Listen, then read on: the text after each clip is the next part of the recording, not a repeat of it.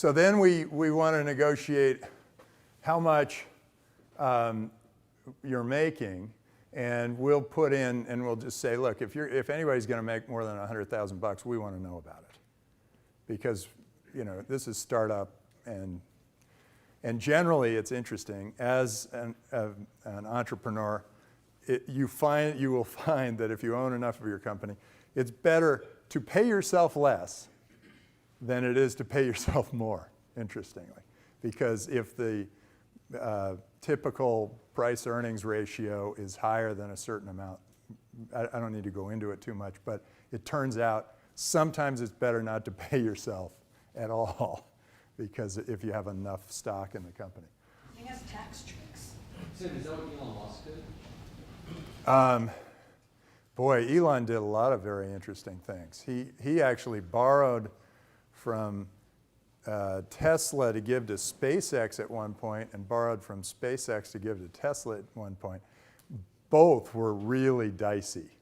You don't really want to do that ever. But he was just, he was saying, God, just a little more money here and we can make this thing happen, and just a little more money over here and we can make this thing happen. And he did it by borrowing against his own shares in PayPal, I believe. So he borrowed against his shares in PayPal. He leveraged to the hilt. Not a good idea. Generally, I'm going to give you a piece of advice that I think will serve you well throughout your life. Do not borrow money.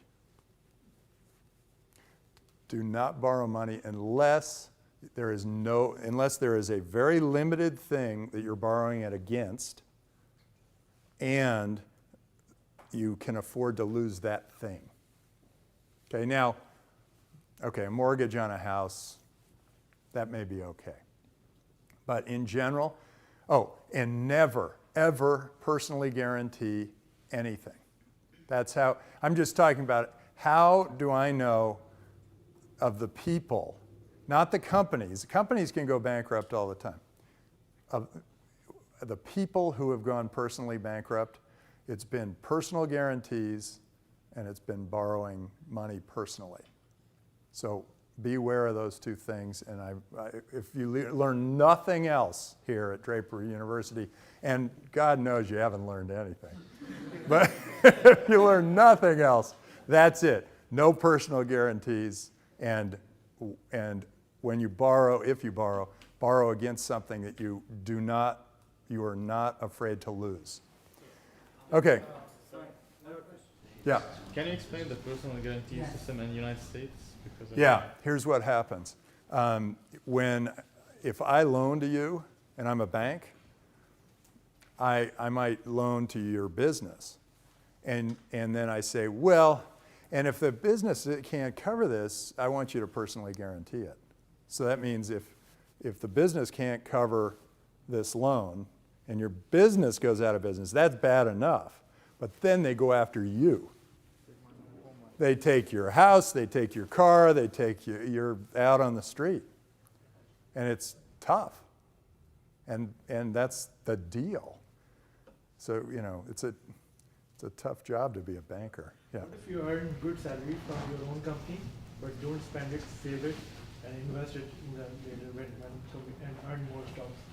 You can do that. You can buy more. And as an investor, I look at that and I go, good news. He wants to put more money in too. Yeah. Did you have a question? Yeah, I want to say something. In the Netherlands, that's the only way to start a business, to be personal responsible, unless you have more than 500,000 euros in the first year. And I have a very good friend. Oh no, he's Danish, but I have a very good friend who was doing great, and then he personally guaranteed a loan to buy the newspaper. And all newspapers have gone like this. And he lost everything, and not only that, but he was $12 million in debt, and there's no bankruptcy protection in Denmark. And I don't think in the Netherlands either. So And when you start your business, do it here. You cannot, no, but that's why you cannot fail in the Netherlands. Right. Because they take everything And having from no downside. See, here at least, you have bankruptcy protection. And even that guy who personally guaranteed something, he can only go to 0. And if you go through chapter 7 and only go to 0, you actually don't have to pay taxes for 5 years. Kind of weird. It's like, yeah, you can go bankrupt and then don't have to pay taxes for 5 years. But in the not in the Netherlands, but in Denmark, he was $12 million in debt. Now he's smart enough. He's actually pulled himself all the way out. Can you imagine that? It took him about 6 or 7 years, and he pulled himself all the way out of debt. But if he were, what's weird is in Europe, if he were not able to pay that, his kids would have had Yeah. to. Or So the it's people you were married to. Yeah. And in my case, my parents have to pay it back. yeah. So I think the best thing we got in the United States of any of our laws is the bankruptcy protection law. And that's why you can say fail and fail again. You know, we've got other cool stuff, freedom of religion, freedom of speech. Those are cool. But bankruptcy protection beats them all. Beats them all.